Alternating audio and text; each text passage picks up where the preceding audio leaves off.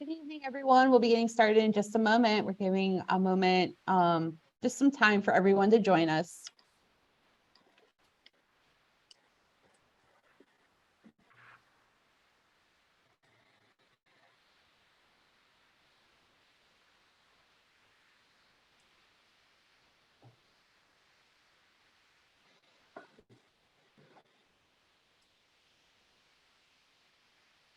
So people joining, but I am going to go ahead and start tonight's program just because an hour goes by really quickly. So first and foremost, good evening, everyone, and thank you so much for joining the Hudson Library for tonight's special virtual author event with former National Park Ranger Andrea Lankford, who will be in discussion with me about her brand new book. I have it right here, Trail of the Lost, the Relentless Search to Bring Home the Missing Hikers of the Pacific Crest Trail. And I have to say the cover, I love the picture of the cover here. Before we begin, I would just like to remind everyone that with fall just around the corner, the library is looking to kick off its extensive fall program series for adults. We have programs scheduled almost every weeknight, including programs that explore the arts and culture of Spain, virtual walking tours, and even virtual upcoming author events with actors Valerie Bertinelli and Andrew McCarthy. Our program events are open to everyone, everywhere. If you're interested, just visit our website, hudsonlibrary.org, to learn more and see our full lineup. Now, Andrea's book, Trail of the Lost, just came out on Tuesday, and copies of this brand new title are available for purchase, courtesy of our own independent bookstore, The Learned Owl. We will add a link to the chat for easy purchase for the book. We're also recording tonight's program, so if you have any friends or family you'd like to share the program with, it will be on the library's YouTube channel, probably around tomorrow morning. And then also the second half of tonight's program will be devoted to audience Q&A. So if you have any questions for Andrea, please leave them using the Q&A button on your Zoom window, and we'll try to get through as many questions as the hour permits. Now, I'd like to introduce tonight's speaker. Andrea Lankford is the author of Ranger Confidential, as well as 3 trail guides. During her career with the National Park Service, Andrea won several awards for her criminal investigations. After leaving the ranger ranks, the accomplished outdoors woman thru-hiked the entire Appalachian Trail, which we'll get through tonight, talk about that, kayak from Miami to Key West, and she, along with her friend Beth Overton, were the first to mountain bike the 800-mile Arizona Trail. Andrea is now a registered nurse living in Northern California. So thank you, Andrea, for joining us this evening. Thanks for having me on. Thank you. Like I was saying before we went live, I read your book. I think I finished in 2 sittings. I was absolutely hooked in the story and the characters and the amount of passion in this. And before we dive into the actual content of the book, I wanted to frame your history and your background a little bit for everybody. Would you be able to tell us a little bit about your backstory of how you became a park ranger, and, you know, how did the profession interest you, and maybe, you know, where did you patrol? Yeah, sure. So if you detect an accent, I'm originally from Tennessee, and my dad would take us hiking in the Great Smoky Mountains, and I always wanted to work either with animals or in the outdoors. So I got a Bachelor of Science of Forestry. And from there, I ended up getting a summer job as a National Park Ranger. And that was at Cape Hatteras National Seashore, North Carolina. I was what you call a protection ranger. So I was law enforcement, search and rescue, wildland firefighting, and emergency medical services, all the above there. So right away, the job was very exciting, and it was not as easy and carefree as most people expect a park ranger job to be. I moved on. I wanted to work big Western parks with big, crazy problems. So I ended up going to Zion National Park, Yosemite, and the Grand Canyon. And I saw a lot. I saw a lot of amazing things, rescued people, saved people's lives, but I also dealt with a fair amount of tragedy. So what does an average day look like for a park ranger? I'm assuming there's many, many hats you wear physically and, you know, realistically, but what does your average day look like? You know, what types of encounters would you come across? Well, I'll go to Grand Canyon this time, for example. And I was a supervisory park ranger, but I also worked in the field. So, in the morning, you might come in and catch up with your paperwork or do a meeting with an employee. But before too long, you're going to hear a call on the radio. There's someone on the trail who is dehydrated or has heat stroke or having a heart attack. And many times I would run to the helibase, jump in a helicopter. I was a medic and fly to this remote location to try to help this hiker who had got into trouble. Sometimes it's broken bones and falls and you name it. Then you'd come back and have to do the paperwork, and maybe you'd have a tense meeting with your boss who's not happy about something your employees are doing. Maybe you have a visitor complaint you have to deal with, and consult a superintendent who has to deal with political issues of the park. So and then you might get a call and you have to go fight a fire or deal with a motor vehicle accident or arrest somebody who's driving drunk in the park. So it really can run the gamut in one day. Okay, tell you what, let me send you the link again. Give me your email address, please. Oh, give me one moment. Sorry about that. That was my colleague on the tech on the back end. So okay, we're good. Apologies for that. So there was a lot of different things you would do. And I can understand that. I know, as you talked about in your book, Ranger Confidential, which anybody who wants to learn more really about the days and the day in and out of being a ranger, that would be a great resource for them to learn more. It is a profession that you can easily become burned out because it's understaffed and underfunded, if I'm correct. Yes, unfortunately so. And that exists still today. Rangers, in the federal government, for what they have to do, they're paid less than their other peers in other agencies. So you're not paid real well either. And people, think it's fine if you're just paid in sunsets when you're actually doing a really hard, high stakes, critical job. So I'm one of the casualties. I did burn out and I left the National Park Service and I wanted to go back in nature and heal myself. And that's what brought me to the Appalachian Trail. And I became the Appalachian Trail hiker. I hiked all the way from Georgia to Maine in 1999. This was before we had smartphones even. And that was a wonderful, therapeutic, enchanting adventure for me. Let's talk a little bit about your time walking the Appalachian Trail. I know that it's often compared to the Pacific Crest Trail, but they're two very different trails. What was it like for you to hike the trail, both from a physical standpoint as well as a mental or emotional standpoint, maybe especially for those who've never done through hiking before? Now, I was fortunate because I had a strong outdoors background, obviously, after my intense experience as a park ranger. So I was strong physically and mentally. So the trail was relatively safe, and you might even say easy, relatively easy.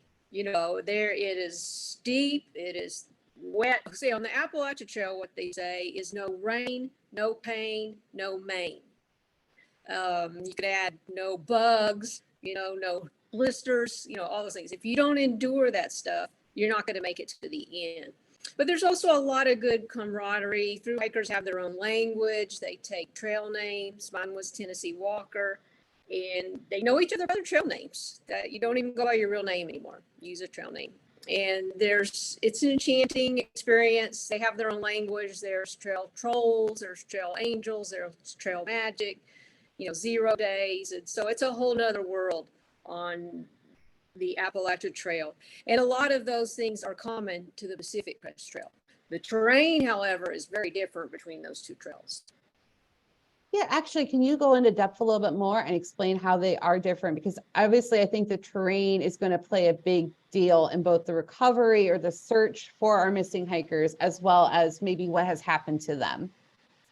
Yeah, I believe so. The Appalachian Trail is on the East Coast. It's wetter. It's very steep. You climb a lot of steep hills, but it doesn't have the same elevation changes. Where the Pacific Crest Trail is a little bit longer. You go through 3 massive western states. It's much more remote. The weather conditions range much wider. It's basically, you're hiking from Mexico to Canada. And sometimes even in Southern California, you're basically you're doing that in a day. with your environment. You know, you're going from the desert to an alpine environment in one day sometimes. So the Pacific Crest Trail hiker has to be very prepared for a lot of different conditions and very self-reliant. Also in the West, and this happens in my book, people are threatened by wildfires. Wildfire is a big problem on the Pacific Crest Trail as far as continuing your through hike. And this troubled some of the people that I write about in my book. Absolutely. And I know I was doing some research preparing for today, and there were people like there's an active Pacific Crest Trail Reddit and other message boards, and people were talking about how much wildfires have been impacting. And people are saying it's almost impossible now to do a complete through, meaning no shortcuts, no like taking, going around an area, staying on the trail. It's almost impossible now due to how much fire there is. I think so. And even though the big snow, this was a big snow year this year in California. And so even that can make it impossible. For safety reasons, accept that maybe you won't be able to hike from A to B. Be willing to skip sections. You can live another day and go back and hike the Sierra when it's not, 20 feet deep in snow, for example. So it's people want to do that through hike from A to B, but sometimes it's not safe to do so. Right. And now I know too, you were saying how there's a variety of different types of terrain and stuff. And it's one thing like reading because you do at times have really lush descriptions, really putting the reader there. But if you've never seen it before, I would encourage anyone watching tonight to look at some pictures or even some videos. There's lots of YouTubers that document their time on the trail. And there was one in particular, I won't say his name tonight, but he fell on like Devil's Peak, because there was a whole bunch of snow on this peak. And before you knew it, he was just careening down this, and he wasn't even dressed properly. He was in shorts.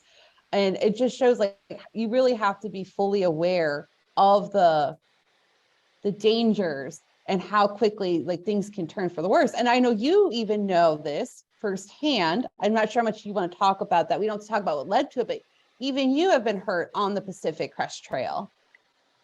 Yes, I was off. I was going cross country, searching for one of these missing hikers, David O'Sullivan, who we'll talk more about later, I hope. And unfortunately, it was a little freak event, but I did get hurt and I fractured a bone, and we might let you read to discover more why I was there and how I got myself out of there. But yes, I was a casualty of the trail. I wasn't on the trail, but I was searching off of it for someone who had gone missing. Right. So now that we kind of know your little bit of background, your expertise and your knowledge, as well as kind of like where this is and why it's not the easiest thing to travel. Like your book does focus on a number of people, but specifically 3 hikers that went missing between 2015 and 2018. And I was wondering, without giving their full background, their full story, would you be able to explain how these individuals, where they started, where they've been last seen, and maybe just a little bit about them? Yeah, I've got this map back here. Y'all hang with me. I'm going to here tip this. And you see these missing hiker flyers there, okay? That one at the bottom is Chris Sylvia. He went missing in 2015 in Southern California. Then in 2016, that's Chris Fowler. He's from Ohio and in the Dayton area. He grew up in Beaver Creek. He was 34 and he went missing in 2016 while he was a experienced hiker at this point. He was nearing the Canadian border and he went missing in October 2016. Then about 6 months later, an Irishman, a really nice guy, David O'Sullivan, 25 years old, he went missing while hiking up into the San Jacinto Mountains from Idlewild, California, about 54 miles north of where Chris Sylvia disappeared. So there you go. You got 3 young men, all single, all unmarried, one each year, 3 years in a row. And even though scores of people had been looking for them, they had not been found. And that's when I come into the story in late 2017. Right. So the first hiker, Chris Sylvia, he went missing in 2015 and you come in 2 years later. Can you tell us a little bit about how you discovered this story and how you became more involved in the search and rescue for these people? Yes. Now in my book, I talk about a case in 1995 that I worked when I was a ranger at the Grand Canyon. And it was a young man who went missing in the Grand Canyon. I was tasked with finding him as a superior and running the search. I failed. And I had to tell his father that it was time to move on and stop searching. And that really bothered me. It's haunted me for decades, and it was still haunting me in 2017 when I heard about Chris Sylvia, because he was also in his 20s, and he reminded me right away of that hiker I didn't find in the Grand Canyon. I just really felt for his family. Nobody was searching anymore, and so I contacted them and talked to his mother and got her blessing to start a search, really an investigation into his disappearance, and a promise to get her some answers. Then, And so, yeah, well, go ahead. oh no, you go Yeah. ahead. Sorry. Then what happened is I started, I like to look for patterns. So I started investigating, hikers who had come to a bad end on the Pacific Crest Trail. I was looking for other missing hikers in the area. And I started seeing these missing hiker Facebook groups on Facebook. And there was one run by somebody who might be in our audience here, Sally Fowler, Chris Fowler's stepmom. And I joined this group, and that launched me into a whole nother world of missing hiker Facebook groups. And Sally's dedication to find her son just really pulled at my heartstrings. Sorry, but so I started watching and getting interested, and then I would see the craziness in these Facebook groups. It's like a Wild Wild West saloon. You got mansplainers, you got money morning quarterbacks, you got catfishers. And Sally was just wrangling all these people on her Facebook group. But there's also these quiet heroes, and they come in quietly, and they truly want to help the families find their missing person. And one of these people, her name is Kathy Tarr, and she was about my age, and she was searching for Chris Fowler in Washington. And she announced on Facebook she was going to leave Washington and drive down to California and start looking for David O'Sullivan. And she was going to be there at the same time I was there looking for Chris Sylvia. So I begged her to meet me for dinner, and we compared notes. And I was just so impressed with her drive. She has no experience in law enforcement or search and rescue, but she was, by God, she was going to try to help his family. And so after meeting her, I was hooked, and I convinced her to let me document her journey trying to find Chris Fowler and David O'Sullivan. Right. I think without, giving too much of the book away, Kathy is absolutely the definition of tenacity, like in resilience, like no matter how many setbacks or how many ends never really led to something or the conclusion that everybody wants, it really did not put her down. And I was just always like, you go girl. Like when I was reading the book, I just had to, and then because I could see, like, I know myself, and I would be so worried about becoming dejected, right? Like I'm not finding answers. I'm just on this roller coaster. How much more of this can I take? And I know you even talk about that in the book, like, am I helping here by continuing to be involved?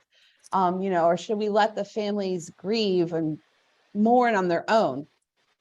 And I just have to say, like, I don't know if Kathy's in the audience tonight, but I really, really, really loved her role and what she's still doing, which I know we'll talk about too. So I know that each of the hikers disappeared in different areas along the trail. They each have a little bit of a different backstory. And we had both novice hikers and experienced hikers along the missing, because Chris Fowler is a much more experienced hiker. He actually hiked almost most of the trail going northbound, almost to making it to the Canadian terminus. But David O'Sullivan, there isn't as much written about him. And I did want to talk about him just a little bit, if that's okay, because he was more of a novice hiker. And one of the things that really struck me was the pain that especially his family went through, because they weren't even in the United States, they were in Ireland, and they felt like they were being so removed from the investigation and the situation. Yes, it is a hard thing to have a loved one go missing in the woods, no matter what. But if this happens in a foreign country or even, across the country, it is 10 times more challenging. And the O'Sullivans, they're used to how things are done in Ireland. They don't have any connections over here in the United States. And then the authorities they could just frustrate the heck out of you. They might not take the case serious. They have other priorities. And so someone like Kathy Tarr, when they step up and help this family navigate all this horrible and challenging situation of having a loved one missing in a wilderness area in the United States, it's a huge help to the family. I'm sure the O'Sullivans would agree with that Kathy was majorly helpful for them. Right. And I know every family experienced difficulties, and you explained that. Everything from getting the police to take Sally's plea seriously, that it was a missing person, as well as assigning a jurisdiction, right? We know Chris Sylvia's brother had a hard time, and you went to bat for him to get the missing persons file. I want to talk a little bit about transparency, because that was a theme that ran through the book. And I understand that law enforcement is stretched and they're busy and there's limited resources. But it seemed like communication always was breaking down amongst law enforcement and the families. And the families really need to hear stuff to make them feel more at ease as much as could be possible. Why, from your experience, be it as a park ranger, from your side of the fence, why do you think there is that communication breakdown? Well, what's interesting is, I could tell from the inside when I was law enforcement, you do want to protect your investigation, certain aspects of it. In the beginning, you're really busy. You're trying to coordinate everything. You've got a lot going on. But then I became a nurse, and I got to see how doctors and nurses talk to people when they're in a crisis. I mean, doctors and nurses deal with very scary, complicated things, right? And we help talk to the family. And so coming from these two sides, I can see how law enforcement, they need to do a better job. It's just like what you said. If they just could be a little more transparent, spend a little more time talking to these families, explaining the process, explaining what's going on. I talk about if you fly a family member up and let them see the search area, it gives them an idea how vast and complicated the search might be. What you say is exactly right. There's room for improvement there. And I hope that searchers will read my book, and now they'll have a big empathy for the family on their next case, and they'll do a better job at communicating with them. Right, because I can understand certain parts like you don't know, because if someone is missing, anything can be assumed, right? It can be assumed that there's foul play, that there could be someone, at large for this case or anything like that. So I understand wanting to keep certain things tight-lipped. However, like the one story where you had just trying to get the missing persons paper, yet the person at the records clerk office didn't even know the rules and policies to be able to give you the piece of paper. It seemed like a never-ending cycle. So to me, like stuff like that, because I can understand how that could be upsetting. It's very frustrating. I mean, it's frustrating for me. So I can't imagine for a family who's experiencing high stress because their loved one is missing. It's excruciatingly painful for them to have to deal with this. That's why somebody that helps navigate this, whether it's a non-government entity like Kathy Tarr, or someone assigned with the government agency to help the family understand what's going on. And, you may not be able to sue them entirely because you may not find the person, but you can at least explain what's going on so they know that the case is in good hands. Right. So not to segue too hard, but we did talk about a little bit, you brought up the Facebook groups. And I have been, ever since I read this book, investigating other hiker Facebook groups, trying to get a sense of the culture, as well as the Facebook group led by Sally Fowler. And first of all, I think that it's amazing that other awareness is being brought up to other hikers still in this Facebook group. Like it has a committed community of over 8,000 members, and we're still bringing up a warning, like this hiker has not been found. Like, I think that's great, that it's a great resource to sound the horn. But you mentioned, obviously, not everyone joins these groups wanting to genuinely help. Some people are narcissists, some people are just troublemakers, or they're wanting to stir the pot or something like that. Or they can be really combative to the victims' families, the missing person's families, that it's their fault or they're being overbearing. How does, like, because you know her, how does Sally keep her strength in knowing when to tune people out and filter them? I can imagine doing it. It's a huge testament to her character that she could do that. I think she could tell us better than I could maybe, but I think one thing that helps her is her sense of humor. She's been through a lot, but her sense of humor has remained intact. She's a professional woman. So, when you've been in, she's a little older than me, close to me in my age. When you've been in the working world a lot, you kind of learn how to set your emotions aside to deal with the task at hand. But she's just a wonderful person and she's helping other people while this was happening. She was helping other families and giving them advice. So it really is a testament to her character. So when you do get a lead though, like how do you do, is there like a sniff test? How do you know? Do you go by your gut feeling? Do you just take everything that would come in as like a fact, like we need to investigate this as much as possible? Like how is the methodology? Because there's only so many people, so much resources. Yeah, it's probably even harder for the authorities. But for us, we kind of formed a team of people and we would get a lead and we would all dig into it. Now, you do get gut feelings, but I think it's a mistake to let your gut feelings steer you one way or the other. The best thing is to investigate the facts. Sometimes you talk about these bad people that come into the Facebook. Well, one of them is the people that make up a sighting. Oh yeah, I saw him, down there at the bar. And sometimes if you go and look through the dates, people like Facebook, what they said on Facebook, you can go and look back and see that they weren't there when they said they were. And that helps you prove that lead is probably bogus. And there are several stories like that in the book that for real, we found out that these people were making it up, that they had not seen these missing hikers. Yes, that part in the book was incredibly frustrating, where people would absolutely swear up and down that they knew that they saw him. And while some were more believable than others, there was one that to me really did seem believable, and she swore up and down, but it can't be connected. We won't go into the full story, but it cannot be connected. But it just makes you go, what is the truth? Like it's really confusing, even as a reader, trying to figure it out. Yeah, it's tormenting, it's haunting because you have a witness that you believe. I have experience interviewing people, and sometimes you get a feel this person's telling the truth, but you can't corroborate it with evidence.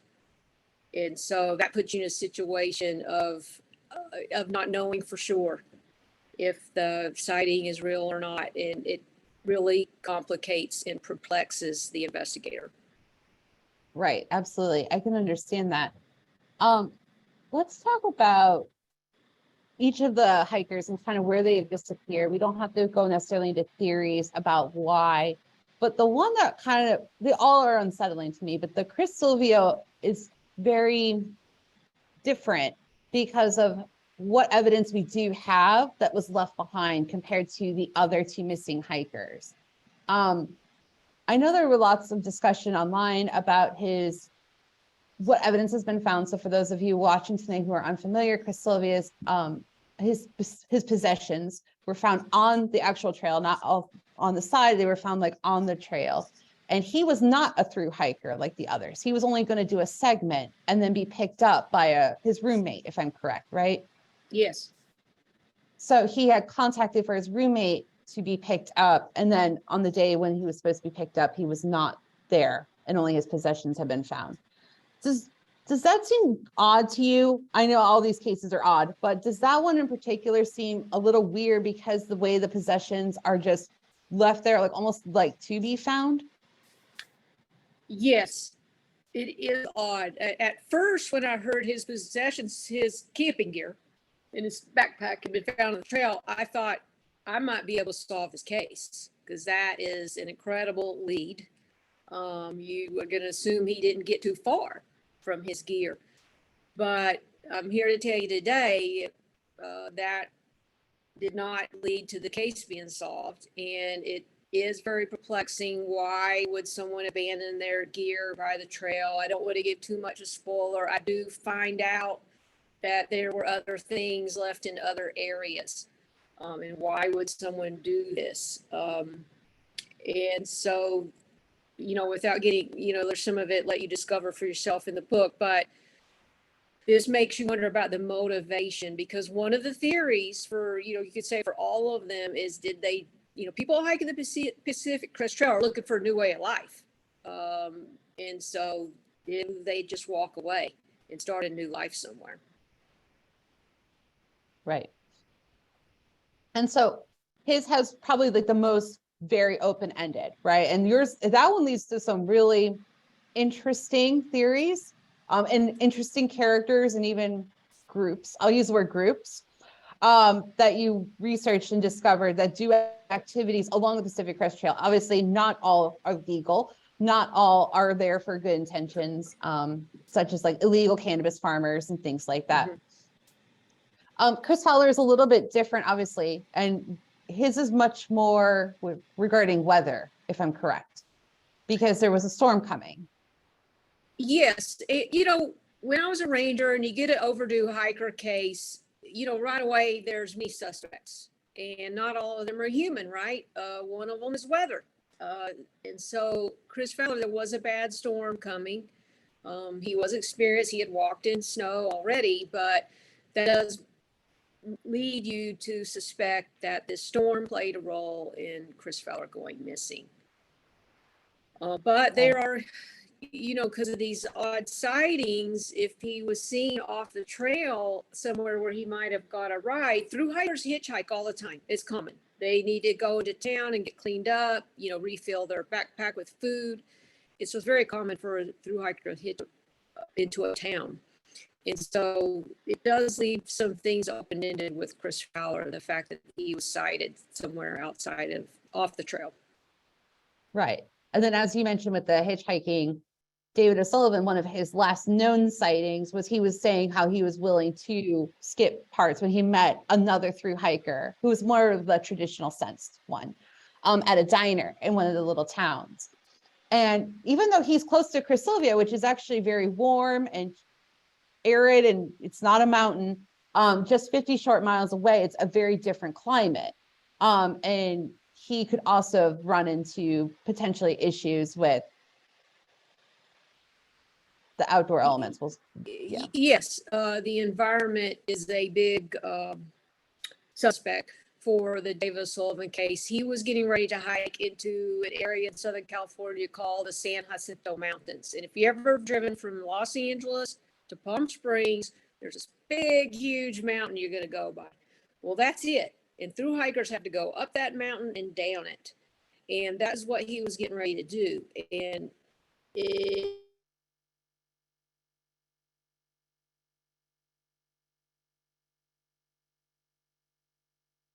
Andrea? Our connection may have, oh, are you there, Andrea? Oh, I can't hear you. No. Sorry, everybody, just one moment. No, I can't hear you, Andrea. Oh.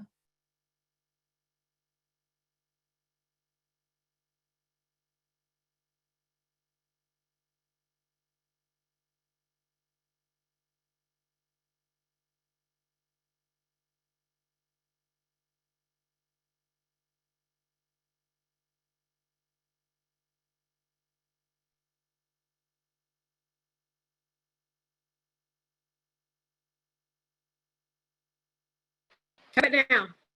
Oh, you're back. Okay. Yeah, sorry, everybody glitched with the MacBook. Well, thank you you're here still. That's all that matters. We're good.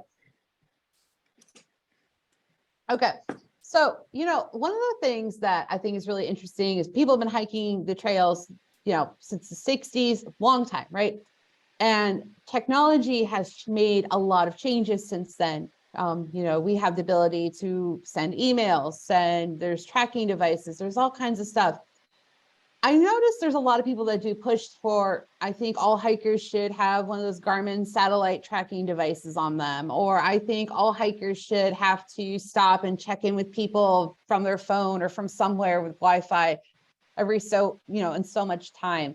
What are your thoughts, having experience in the great big wilderness, both pre cell phones everywhere, but also today? What are your thoughts about technology? Does it really save people, or can it make it more stressful for others involved? Well, I think the answer is both. So my advice is, take advantage of modern technology instead of letting it take advantage of you. So, feeling like you've got to get this sexy cliffside selfie and post it on Instagram, that's bad, right? But carrying one of those iPhones that has a GPS locator on it, or a Garmin InReach where you can push a SOS button if you get in trouble, that's good. So make it work for you. I think it's short. That's what I would say with modern technology, because it can be a lifesaver, and it has been a lifesaver. You feel that families, though, if they have the ability to track the trackables, do you feel that they become sometimes maybe a little too hyperactive with the tracking? Yes, I've seen that happen, because it can be a little smothering too. I mean, especially if you're on a thru hike, you're out there to get away from modern technology a little bit. And so probably the best thing to do is just set I call it it's a flight following is what they use in aviation. So just set certain times, and it might be 5 days. You might say, if I don't contact you in 5 days at 3:00 on Friday, there's a problem, call law enforcement. So, but just have it regular and have it very well communicated to your family. Otherwise, they may be hyperactively watching your little arrow on a GPS map, online, and they see you taking a nap for an hour and they freak out. You don't want that to happen. Right, absolutely not. Now, unfortunately, obviously, none of the 3 hikers that you really talk about in your book have been found. It's still unknown. However, I know that they've been talked about a lot. Like I said, I follow the Reddit, I follow Facebook groups. In your eyes, has their disappearance changed the culture of PCT hikers in any way, good or for bad? Like, is there more awareness of safety or discussion of trail conditions, anything like that? I think so. And Sally Fowler's done a good job of getting information out to hikers every year, letting them know how, if they go missing, how much it impacts their families, and giving them tips for how to stay safer. Also, a foundation has been created called the Fowler and Sullivan Foundation. And this foundation, one of their mission statements is to help prevent hikers from going missing in the first place. And they have a Garmin InReach giveaway every year where they have a lottery system, and these Garmin InReaches are given out to thru hikers every year. So yes, I do think it's changed things. I do think it's helping, and I hope it's already saved lives and will continue in the future.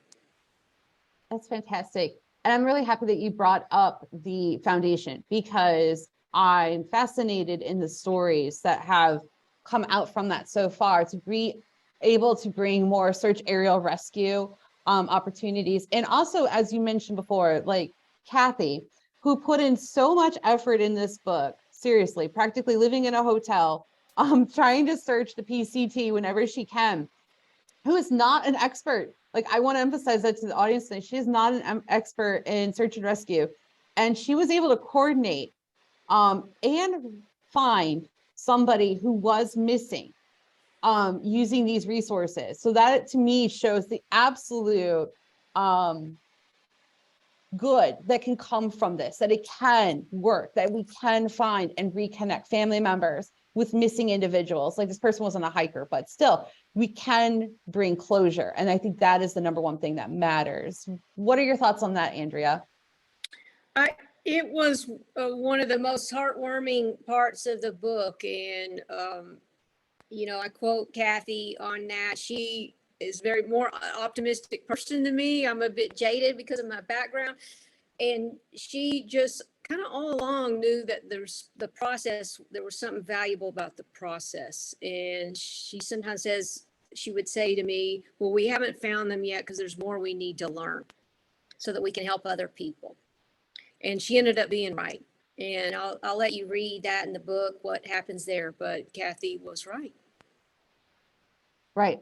So what can we do? I'm not saying to unleash like an army of armchair detectives or anything like that, but what can average people like us do to bring more awareness for hiking safety, for to assist hikers that may go missing or anything like that, whether on a larger scale or in our own backyards? So one thing in your own backyard, when you start a hike, go to the trailhead sign, look at the safety information for yourself. If there's a missing person flyer on it, maybe take a picture of the flyer and take a picture of the map while you're at it for yourself. If you're hiking and you see something weird, a tent abandoned, take a picture of it at least. And that's what happened with several times in these cases. People would find weird stuff and they would take a picture and they would send it to us, and we'd be able to rule out the lead based on that.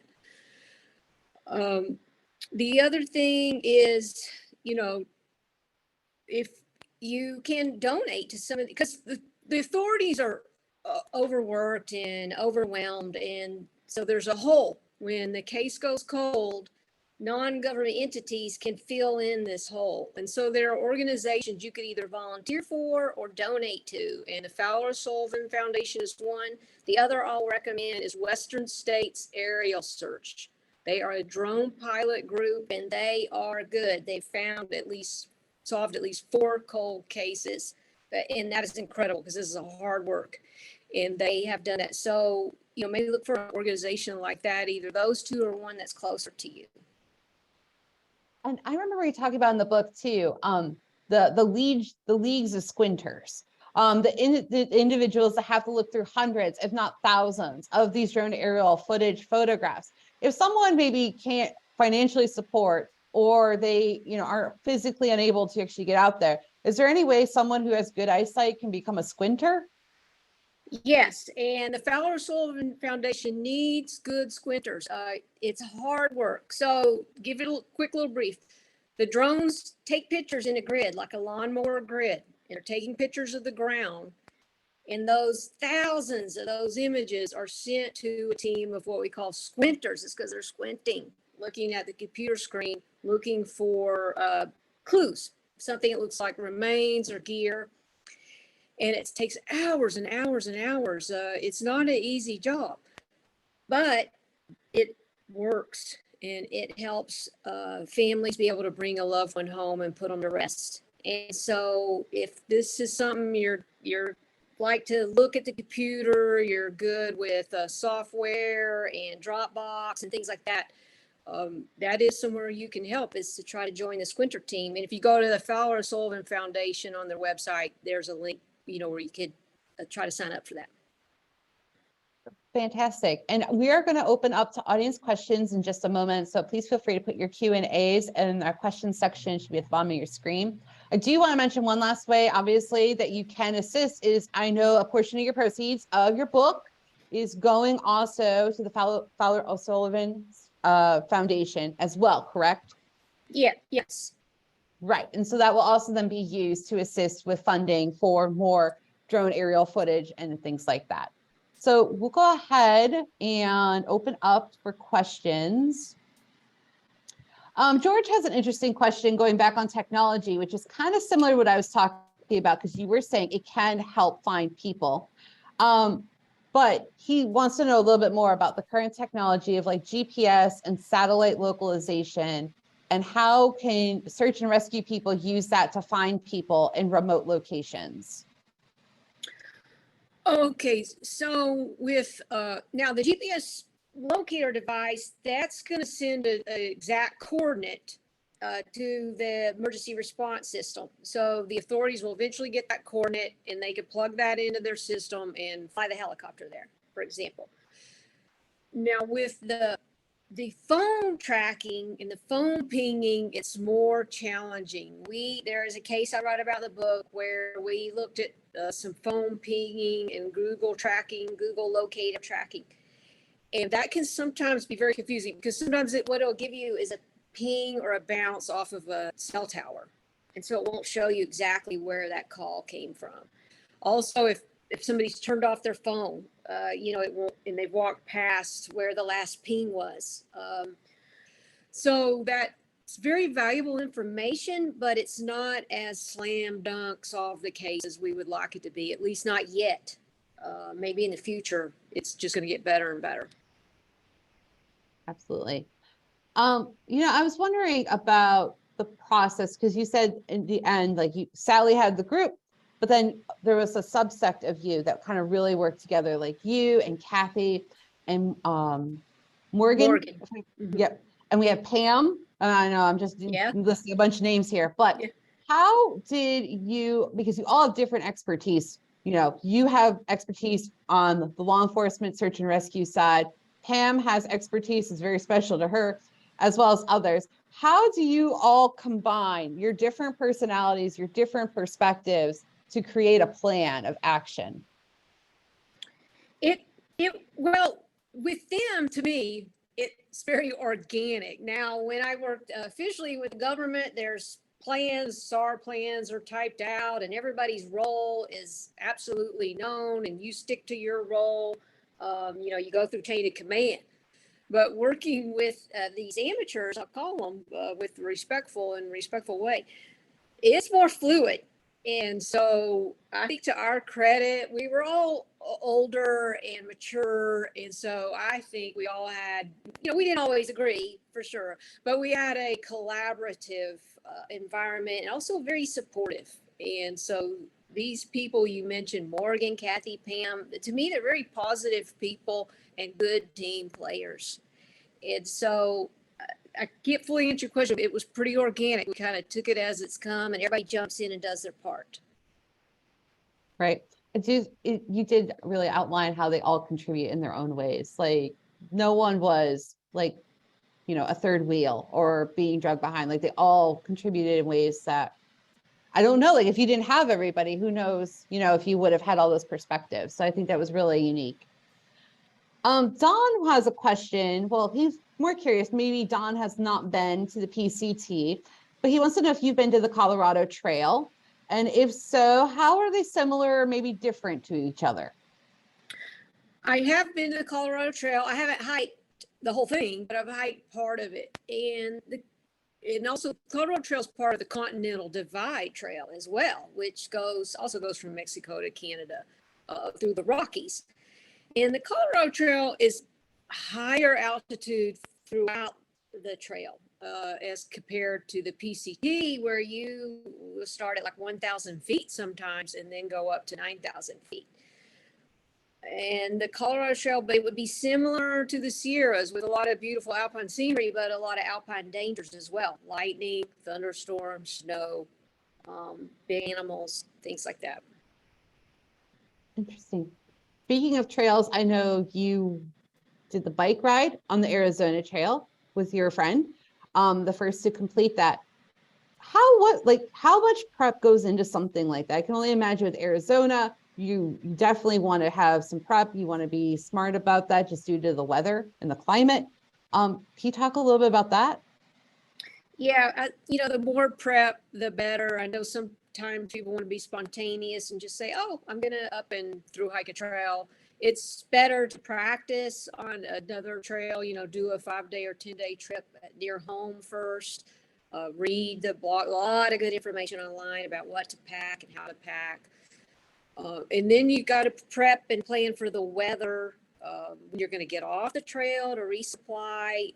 On these long distance trails, they mail boxes of food and supplies. There may be 20 of them. So they got to pack 20 boxes, put down all the addresses, and either have a trusted family member or friend mail them, or they mail them all ahead of time to general delivery.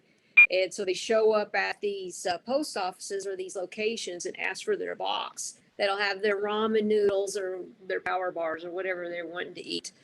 And those boxes became part of the investigation with the Chris Fowler case, and you can read about that in the book. Right.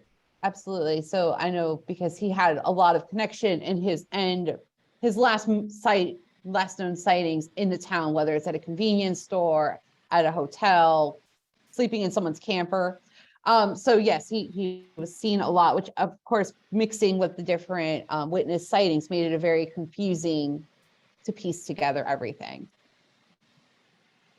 Let's see if we have. So yes, please feel free to bring in any questions that you may have. Back to your Arizona trail where we're waiting to see if anyone else has any questions. Did anything happen to you? Like, was there any big events or anything like that that happened to you while you were biking the Arizona trail, or any story that you would like to share? We have a lot of outdoorsy people. Yeah, well, we got in a bad rainstorm. We were bike packing, and this is where you carry all your stuff in panniers. My friend Beth, she had what's called a bob trailer, where she was hauling a trailer with some of our gear. And one day the storm was so bad, it was like riding in quicksand. We were wet, and I saw this open-sided barn off the trail, and I saw that, and I said to Beth, "Home sweet home." So we went in there and we set up our tent under this open bar with farm equipment and everything. And suddenly this cowboy in a white pickup pulls up, and Beth's like, "Oh no, Andy, So I go and I just take my hands like this and I said, "I'm sorry, sir, but we are sleeping in your barn." And we explained to him what we were doing, and he let us stay there. He was very kind. And so, when you do a through hike, the kindness of strangers, we call them trail angels, because they support your trip by letting you, crash at their place or give you a ride to town. Those are really some of my favorite experiences.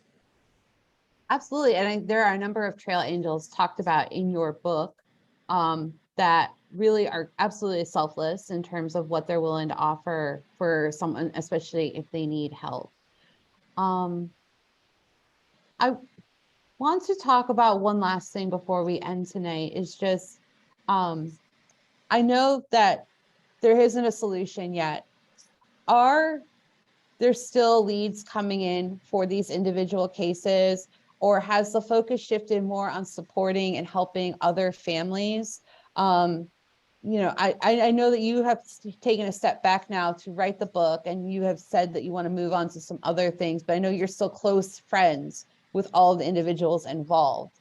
Would you be able to provide a little update about that? Yeah, so both is going on. We definitely will respond to any new lead.